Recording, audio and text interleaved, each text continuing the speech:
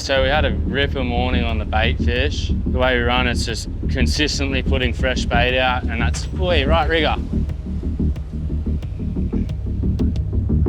Coming tight.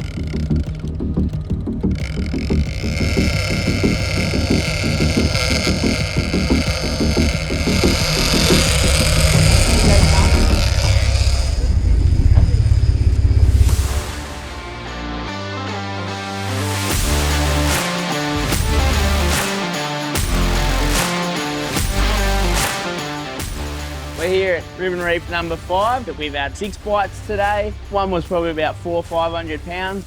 Shorty's trip is one of my favourite trips of the year. Not only is he a good mate, but you know, he's great for the industry and he just absolutely loves it. The boys that he brings along froth it as well. It's like just going fishing with your mates, which is what it's all about to me. We're going to name that entree. It's just good to be back on, definitely not solid ground, but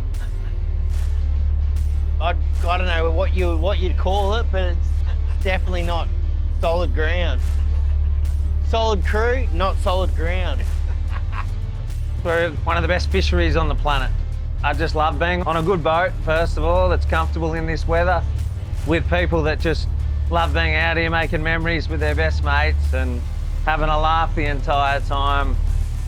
We're a great young crew. We got one of Australia's best, if not the best, Captain Klein at the helm, and we're here for a good time, not a long time. Downstairs might look like I'm just going in and out willy-nilly up on the reef, but I'm actually not. I'm hitting all the points and little bommies and stuff that over the 7 years I've been driving, I've sort of worked out where they are and where the marlin like to live, so I'm sort of hitting those spots until I either mark them or get a bite, then I just pepper it until I annoy them enough that they have to bite. That's how we do it. Oh, that's a good one, great fish!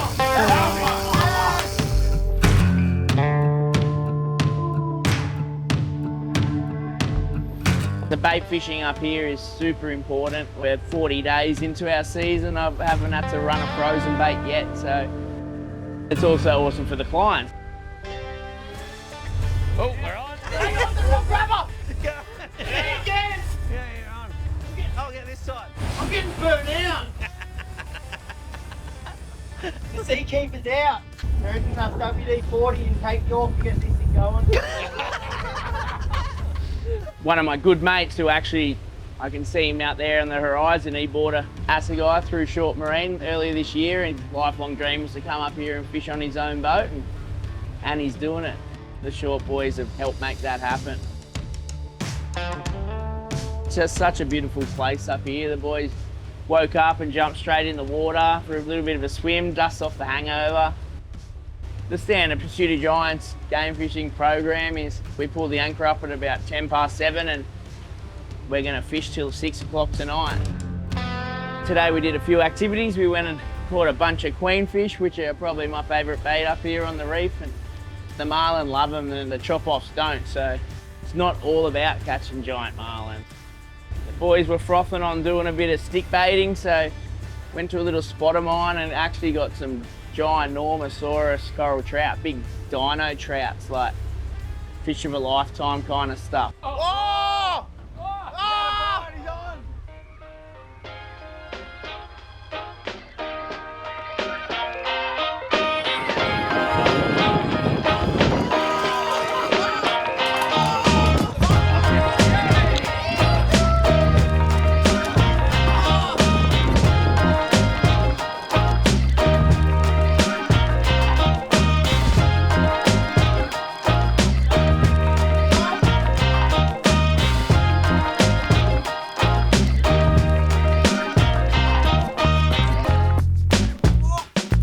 I got half.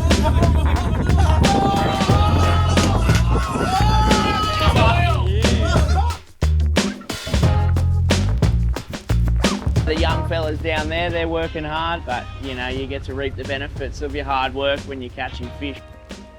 Even though I haven't been down in the pit for a few years, I did 10 seasons as a crewman, so I sort of fast tracking their learning experience by showing them all the tricks that I was taught when I was crewing, and then they can put their little twist on it. just need to wait for a nice big one to come and stretch Riley's arms, I reckon. You never know how big the next fish is going to be, whether it's going to be a 250 pounder or a 1200 pounder. That's why this place is so incredible. Grabbing the leader on the big ones, it's something you can't really describe until you do it. It's the feeling of locking your knees under the gunnel and you're literally playing tug of war with the fish. There's no gears or no drag or anything. It's you and your bare hands with the fish, and to witness and experience that, that's why we do it. We got a big scaly on the big bait side on the left there, and then we got Queenie out on the centre and a nice big fresh scat on the right rigger. Current plays a massive part in the tides up here, so you know where the current's hitting, where the bait's going to sit, and if the water's nice, the marlin will be there eventually. And we let the fish go super healthy, and us game fishermen, you know, care as much about the Great Barrier Reef as anyone. Hopefully it keeps happening for another 50 years. I've been told from guys that have fished here before, it's the hardest work in the world you're gonna do.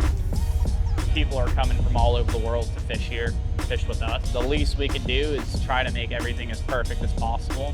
That's what's gonna make the difference when you hook that big one. You definitely know you're alive when you're connected to one of those things. It's so unique in the way you can do it up here. As rough as it is, there's always a beautiful spot you can pull in, and it's 100% a bucket list item.